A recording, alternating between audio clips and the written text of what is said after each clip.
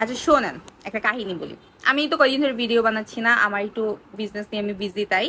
তো আমি বুঝছেন গত একদিন দুই দিন আগে হবে যে একটা পেজে এরকম লেখা দেখছি যে বউয়ের হক আদায় করা জামাইয়ের একদম ফরজ। বউ খেয়ে যদি থাকে তারপরে হচ্ছে বউয়ের বাবা মা পাবে। হ্যাঁ, আর ভাই বোন তো বাদই দিলাম, ভাই বোন তো সিরিয়ালই নাই। তো আমি এমন একটা শয়তান আছি আবার, আমি হয়েছে গিয়ে আবার কমেন্ট করছি যে হ্যাঁ, বউয়ের হক আদায় করা তো জামাইয়ের একদমই ফরজ ফরজ ফরজ, কারণ হচ্ছে শ্বশুরবাড়িতে জামাই ছাড়া বউয়ের কেউ নাই। তো আমার আরেকটা কোশ্চেন আমি করছি যে বাপ মাও তো পোলাপান পালছে, হ্যাঁ, একটু ভালো থাকার আশায়, তো বাপ মার হক আদায় করাটাও ফরজ, ঠিক আছে, ওইটাও আগে। তারপরে কমেন্ট বক্সে আমারে কিছু মানুষ এমন ভাবে হচ্ছে গিয়া ধরছে, এত বাজে বাজে রিপ্লাই দিতেছে আমারে, হ্যাঁ আপনি হিন্দু, আপনি হাদিস জানেন না, আপনি এটা জানেন না, আপনি সেটা জানেন না।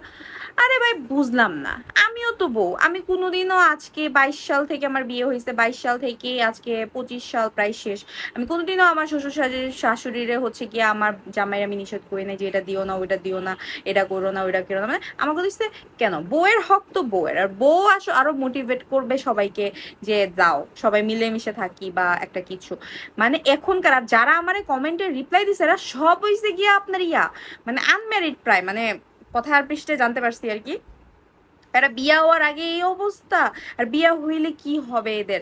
আমার আসলে মাথায় ধরে না যে দুনিয়াটা কই চলে যেতেছে। মানে বিয়ে হওয়ার আগেই এরা মানে ঠিক করে নেয় আমার জামাইয়ের কামাই আমিই খাবো, আমি খাইয়া থাকলে জামাইয়ের মা বাবা ভাই বোন সবাই পাবে। মানে কি একটা আশ্চর্য ব্যাপার তাই না। মানে আমি জানি না আপনাদের কাছে এটা কেমন লাগবে, বাট আমার কাছে জিনিসটা না খুবই সিরিয়াস মনে হয়েছে, খুবই সিরিয়াস, যে মানুষের মেন্টালিটি আসলে কোন জায়গায়।